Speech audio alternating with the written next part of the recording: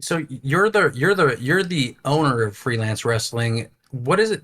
You're running a business essentially. You're running a business, and you're doing pro wrestling tees. Like what does that what does that look like for you at like as an owner? Do you have a co-owner? How many like do you have a partner who works with you when it comes to freelance wrestling? What does the business side look like for freelance?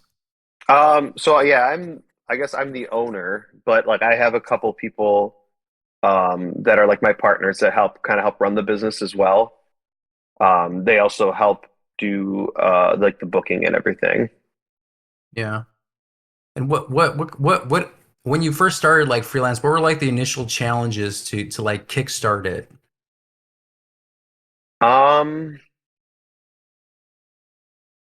I don't know. Like that's gonna it's so weird because like when it started, it literally was just like the most unprofessional show ever. It was just like it was just like well, hopefully people show up. And like I had like we would always like ever since like even the first show drew like maybe 100 people, Hmm. but then like after that every show like it just kind of the crowd grew and grew and grew, and like we would always sell out or like have like a huge draw, and like a lot of it was you know walk up ticket sales. So like I would just be walking around with this like wad of cash, just like paying people. All right, here you go, here you go, here's your money, because everyone would be following me around because they wanted their money to go drink at the bar. ECW Uh, style. yeah, I was like the Paul Heyman. Um, and it was just like there was no like organizational skills whatsoever. It was just like fuck it, man. Like I would literally just like shove all my stuff into my car, and then we would just like hang. And at the time, I didn't even drink either. Hmm. Um, I didn't drink probably for at least, well, I think I started drinking like a year or two after freelance started. Hmm. But yeah, no, it just kind of became like a party. And that's kind of how it was for like a while until like it started growing to the point where like, oh shit, like there's like a certain uh, like expectance, I guess, of like how the shows are supposed to be, or like how, people, a lot of people were like, oh, like referring to freelance as like one of the top indies in the United States. And I'm like, that's crazy. Cause like, it's just, it's, that's not like, that was never my intent. And like, so like, it started getting a little like more like popular and busy, and like I started having to have people help me like do the booking and stuff, because like I had people hitting me up every day, like multiple people like every day, just like hitting me up trying to get on a show. And like at the time I was very like I didn't really handle it very well, because like I was very much like still in the mindset of like, oh, like I'm one of the boys, so like I want to be friends with all these guys, and like so I'm Right. like, yeah, dude, I'll help you get on. And then like, oh shit, I overbooked this show. I gotta do this. So like we were like never making any money. It was just like we would make like enough money to pay everything, and then I would walk away with maybe like a couple $100, and I would Yeah. just put that towards the next show. I'm like, all right, here we go. And And what? like, Yeah. Go oh, go for it. ahead. Oh, I was just gonna say, like, where do you feel like, what year did you feel like like you hit your stride and you're like, okay, I kind of understand, how to run the business and all these things. Do you feel like you have reached that peak 10 years in, or do you feel like you're still learning?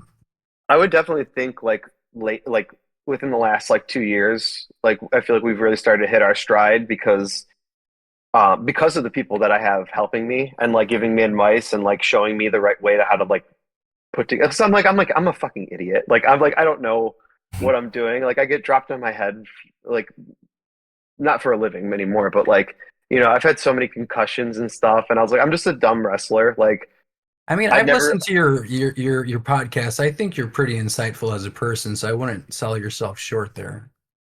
But I mean, I go appreciate on. that, but so like I don't know. I would try to make too many people happy all the time, and like I feel like some people started to take advantage of that, and it took its toll. And when I realized I think it was probably 2021. I was like, I almost was like, you know what? I'm out. I'm done. Because it was just too stressful, man. It was killing me. Yeah. And I was just like, I talked the guys who are my partners now, James and Isaiah, and I was like y'all need to like I need your help. I need you guys to help because like for the longest time I did not accept any help. I was like I need to do it. Like I have a vision. I know how I want things done. And like every time I would ask people for help and they would offer to help, they just wouldn't do it or like they just like were I don't want to say they were useless, but like they were just basically useless. So I'm like, all right, fuck you. Uh, I'll just do it myself. Um, and it just got too hard. So like I was like, I need at least a break. I need a fucking unplug from wrestling for a while. So like probably for like almost an entire year. I didn't watch wrestling. I didn't like talk about wrestling. I just like talked about it a little bit because I fucking work here. But like um I was like I realized I was like I need a hobby outside of wrestling. I need like because it's just like that's wrestling was so like it just my life for so much for so long that I was like I need to like be able to like unplug and talk about something else. And for me that year it was like going to baseball games again and like really getting into like watching baseball and like following uh now I follow the NFL like I watch wrestling. Like I literally talk about football like it's wrestling now. Where I'll be like, oh, look, this dude's feuding with this guy, and this guy's got heat with this guy. Like, it's everything's wrestling. That's But awesome. yeah, no, like I feel like within the last 2 years, they've really helped kind of like mold the company into a company. And I always tell them like because they're always like, well, this would never be anything without you. Like this wouldn't exist without you. And I'm like, yes, but it wouldn't have survived without you guys. Like you guys literally made this shit. You righted the ship, and like they helped make it profitable or at least like to the point where we could put money in an account and like save money to like do cool shit to like to Mhm. bring in the Motor City Machine Guns to like to book Mick Foley to come in and be a guest referee. Like we're able to do those cool things because we're like smart with our money now.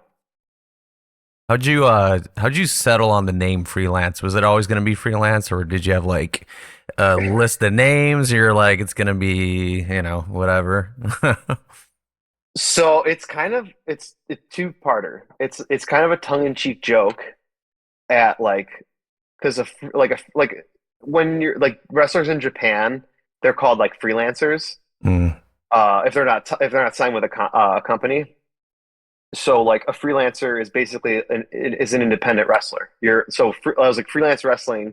The name freelance wrestling basically just means independent wrestling, right. and it's like it wasn't. It also wasn't supposed to be the original idea for freelance. Wasn't like a company. It was more of like the best from everywhere else will come here and wrestle. Uh, and then it just became the name of the company. But also when we did when I met Craig and Castro and all those guys and we did backyard wrestling, my backyard wrestling company at the time was called BWA, the Bridgeview Wrestling Association, and their company was called FWA, the Freelance Wrestling Association or Freelance Wrestling Alliance. So I kind of in tribute to that, I was like, yo, I'm gonna take the name from your guys' old backyard fed, and it became just freelance wrestling. Very That's cool. awesome. Um